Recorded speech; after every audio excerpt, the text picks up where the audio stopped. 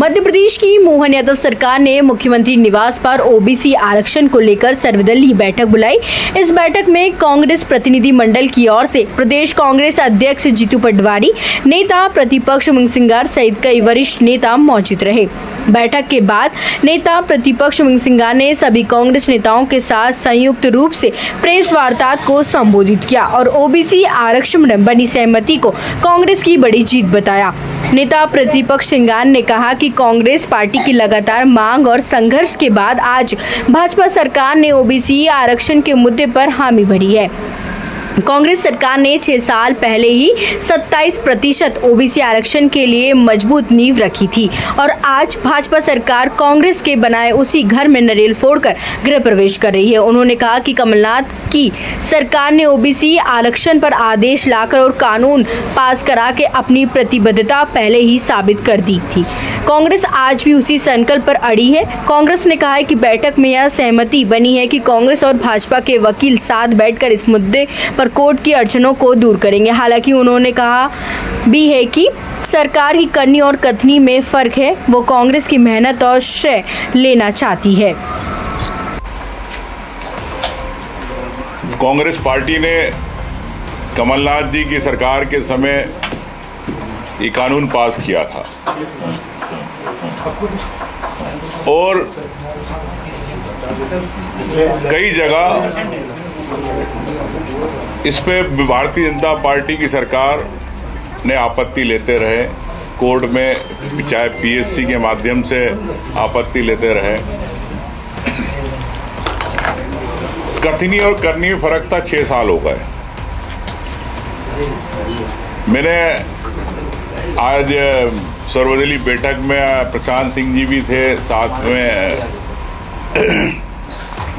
महाधिवक्ता हमारी तरफ से भी सभी एडवोकेट थे।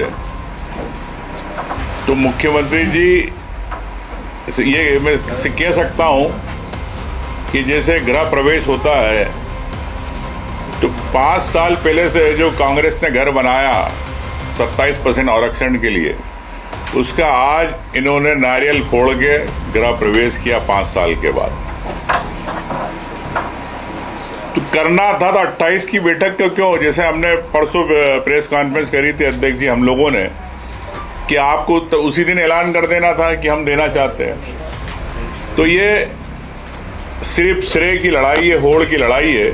मैं समझता हूं कि जब किसी विकास या समाज या किसी के अधिकार की बात होती है तो उसमें राजनीतिक बात नहीं होना चाहिए, उसमें उस समाज उस वर्ग की बात होना चाहिए। ठीक है, हम स्वागत करते हैं मुख्यमंत्री जी गणेश चतुर्थी के अवसर पर पूरी भारतीय जनता पार्टी को सद्बुद्धि आई तो भगवान गणेश जी से ये प्रार्थना करूँगा कि जल्दी से जल्द सब जो युवा है पिछड़े के, जिनका आरक्षण रुका हुआ है, जिनको परीक्षाओं के अंदर होल्ड किए हुए रिजल्ट, उस पर सरकार अपनी और कांग्रेस पार्टी की ओर से जो वकील है संयुक्त रूप से बैठक करके इस पे दिल्ली के अंदर जो 22 सितंबर है, जब से शुरुआत हो रही जिस तारीख से डे टू डे, उसमें दोनों पक्ष मिलके बात रखेंगे। और मैं समझता हूँ कि देर आए दुरुस्त आए और सरकार ने अपनी गलती मानी, वो सुधार करने का प्रयास किया। तो ये कांग्रेस की ये कह सकते हैं कि एक इतनी लंबी लड़ाई थी जिसकी सभी कांग्रेस के नेताओं ने लड़ा। हम लोगों ने भी, पूरे कांग्रेस के विधायकों ने विधानसभा में इस बात को लड़ाई लड़ी। कांग्रेस पार्टी ने पूरे जमीन पे लड़ी। कई ओबीसी की महासभा इस मांग को कर रहे थे। तो मैं समझता हूं कि ये एक पिछड़ा वर्ग के इसमें कांग्रेस की जो प्रयास की थी, जो 5 साल पहले हम लोगों ने कानून लाया था, उसकी एक बड़ी जीत है। और मुख्यमंत्री जी से मैं ये आग्रह करूंगा कि जल्द से जल्द आप सुप्रीम कोर्ट में, हमारे वकील आपके वकीलों के साथ बैठने को तैयार है, इस पर तत्काल जल्दी से जल्दी आप कराएं। और मैं तो चाहता हूं कि सरकार अपनी तरफ से एक हलफनामा भी दे दे कि हमें कोई परेशानी नहीं है 27% आरक्षण देने की। ये भी एक हलफनामा सुप्रीम कोर्ट में सरकार को देना चाहिए। बैठक में आप लोगों ने बात की तो मुख्यमंत्री जी ने क्या जवाब दिया? मुख्यमंत्री जी का पहले से मन बना हुआ था कि 27% आरक्षण देना, लेकिन कई पेचीदगियां बता रहे थे। तो अध्यक्ष जी ने, हमारे कमलेश्वर भाई पटेल ने कहा कि इसको एक जिस प्रकार से विधानसभा से इसको कानून पास लोकसभा के लिए प्रस्ताव भेजना चाहिए, ताकि सर्वसम्मति से बार बार जो कानून को लेके, स्टेट के कानून को लेके दावे आपत्ति आती है, तो वो रास्ता भी क्लियर रहे। तो यही बात हमारे कमलेश्वर भाई ने भी कही है। तो मैं समझता हूँ कि इस बात पे भी सहमति बनी है। तो सर्वसम्मति से ये सभी सर्वदलीय से इस बात को कि अब 27% का आरक्षण कम जो है मुद्दा, अब प्रदेश के ओबीसी वर्ग के लिए खुल गया है, क्योंकि अभी तक इन्हीं की तरफ से अड़ंगेबाजी थी, इन्हीं की तरफ से कानूनी दावपेच थे भारतीय जनता पार्टी की तरफ से। कांग्रेस तो पहले से तैयार थी, कांग्रेस ने कानून बनाया था। तो मैं समझता हूं कि अब कोई अड़चन नहीं आएगी इस कानूनी पेचीदगियों से दूर होके ओबीसी वर्ग को अधिकार आरक्षण के मिले। ये सरकार में कौन था जो कानूनी अड़चन ला रहा था या सरकार को सुझाव दे रहा था?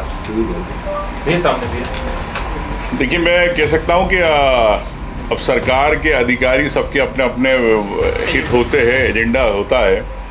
अब ऐसा कोई नाम तो स्पष्ट नहीं आया, लेकिन अध्यक्ष जी ने भी कहा कि ऐसे अधिकारी जिन्होंने इसमें अड़ंगेबाजी करी, जिसके अंदर कानूनी दावपेच के अंदर इस मामले को उलझाया, उन पे भी कार्रवाई होना चाहिए। लेकिन सरकार इस पक्ष में नहीं किसी पे कार्रवाई हो। मैं समझता हूँ कि सरकार अब शॉर्टकट रास्ता निकाल के इस मुद्दे से बाहर आना चाहती है। आपने कहा कि मोहन यादव 27% आरक्षण मिले, शिवराज जी की मंशा नहीं थी क्या इससे पहले?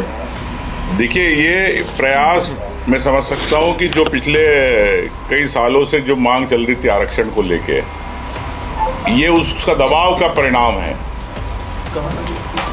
कमलनाथ जी के बाद चाहे शिवराज जी हो, चाहे मोहन यादव जी हो, जब उन्हें लगा कि ये वोट हमारे हाथ से छिटक जाएगा, ये ओबीसी का वर्ग जो हमको वोट देता है वो छिटक जाएगा, तो ये सिर्फ राजनीतिक रूप से वोट छिटकने के कारण इन्होंने दबाव के अंदर इसकी कांग्रेस की जो मांग थी उसको इन्होंने मंजूर किया।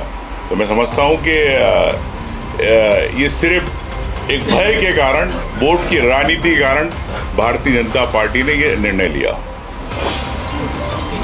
Thank you.